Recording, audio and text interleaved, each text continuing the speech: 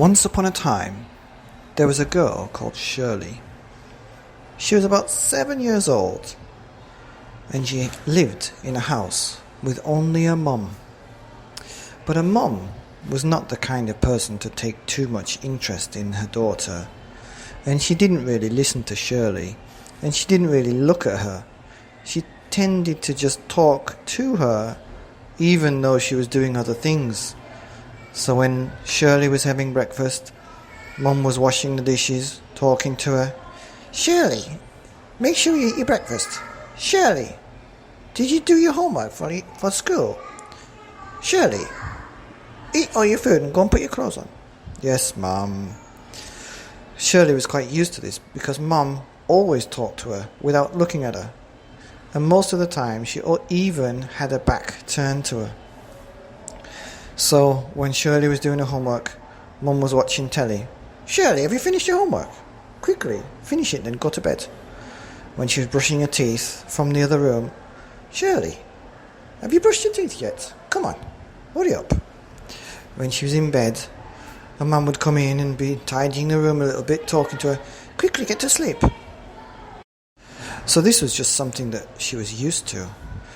Well, there's something quite special about Shirley's house. It had a magic bathroom. And Shirley did not know this until one day. You see, Shirley didn't have a shower, she just had a bath in the bathroom. And the mum would fill up the bath full of water, make sure it was nice and hot. She would put in some toys, and then Shirley would get in the bath to have a wash. As she's doing this, her mum would usually start to wash the bathroom, so she'd clean the sink, wash the floor, and do all that kind of stuff, and clean the mirror, and make sure that the bathroom was all clean. But one day, as her mum was cleaning the sink, she was complaining to Shirley quite a lot. "You should have a shower, you should have a bath more often. All your friends have baths every day. Why don't you want to get in a bath?" She was complaining so much, Shirley didn't want to hear. So she slipped underneath the water so she couldn't hear. And suddenly, as soon as she slipped her head underneath the water, she popped her head up and she was in the river next to a big castle. She had all her clothes on. In fact, she had a knight's clothes on. "What's going on?" She couldn't believe it. So she put her head back under the water and she came up and she was back in the bathroom. "Mum, where have I just been?" Her mum wasn't listening. She was still complaining about homework and schoolwork and all this kind of stuff. And Shirley went to bed that night thinking, what will happen to me?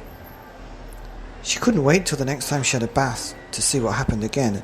And so, not the next day, but the day after, Shirley's mum said, "Right, time for a bath, and I'm going to clean the sink." So her mum filled the water up to the top with nice hot water, and Shirley got in. The water went up to her shoulders. And her mum started complaining again, talking about homework and food and schoolwork and friends and all kinds of stuff. So she tried it. She slipped her head under the water and she came back, and there she was, in the river next to the big castle. She jumped out of the water and started to walk around. The castle had a huge big gate, and she wanted to get across, but it was up. She threw a stone at the gate, and the gate went down slowly. As soon as the gate touched the ground, she walked over it and walked over the water, and she was in the castle. She could hear a huge noise and some screaming. Oh, it was too scary, so she ran back and jumped in the water, and as soon as she jumped in the water and lifted her head up, she was back there in the bathroom. Her mum was still washing the sink and complaining, and Shirley quickly jumped out of the bath. "Have you finished washing? You've only been in there like a second." "No, I haven't." Because she knew that she'd been outside for like 20 minutes. Shirley couldn't believe it. So she went to bed that night and had a bad dream. In the dream, she heard the terrible noise again, and she was stuck in that dream, in that nightmare, for about 1 hour.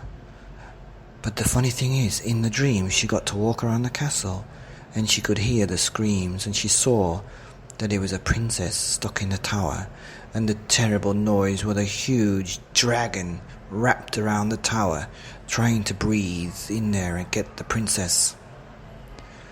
It was quite terrible, the dream, but she knew it was a dream, and so she took the time to walk around the dream and figure out how to save the princess. She could see that the terrible dragon was wrapped around the tower and probably wasn't going to let go. I don't know what to do, she thought. And then she woke up. Shirley, it's time to go to school, her mum said as she was getting the clothes out of the closet. So Shirley spent the day at school, and in the lunchtime she ran to the library to find a book about dragons and how to get dragons away, maybe how to kill one. She spent the whole hour of lunchtime in the library. And just as she was about to leave, she spotted a book right high up on a shelf, and she saw the shiny dragon on it. She asked Mr. John to get it for her, and he went up the ladders and got it down, and the bell rang for school, back to class, so she put it in a bag and ran back down to class. On the bus on the way home, she started to read all about how to attack and how to kill or scare a dragon. She took it home, done all the homework, and then took the book to bed. On the last page, she found out that dragons are scared of water, and they're scared of really high pitched noises like squeals and screams, and that if you whistle really, really high, or if you make a really loud, high-pitched noise, the dragons don't like that. And so she had a dream again that night, and as she was dreaming, she had to look round to see how she could make the noise and how she could get the water.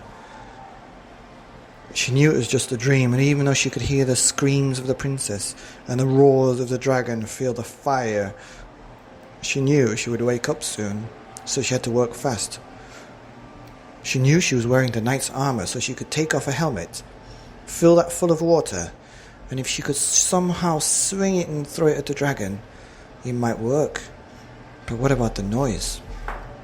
She remembered that one time, long time ago, her daddy showed her how to make a noise like this from some grass, and if you swung it around, it would make a whirling noise, really high and loud. So she thought, what I could do is I could get some string, get some of the grass, tie my helmet on and fill it full of water. When I swing it round and round and round, it'll make a really high noise, and then I'll let it go and it'll fly to the dragon. So that's what she tried, and it seemed to work. She woke up the next day. She went to school knowing that tonight was going to be bath time and that she had to save the princess, or else maybe she'd die. She ran home and said to her mum, "Mum, can we have bath early tonight?" Okay. So her mum filled up the bath with hot water as usual and started to clean the sink. Shirley got into the bath and quickly slipped under the water and went back up, and she was there in the river next to the castle. She thought she had to hurry up, so she jumped out, took her helmet off, found the piece of string that was lying behind the wall, tied it onto her helmet, got some grass and tied it in the knot like her daddy had showed her, put it on the string, filled the helmet full of water and started to swing, and she swung it round and around, and after a minute the noise started to come out really loud.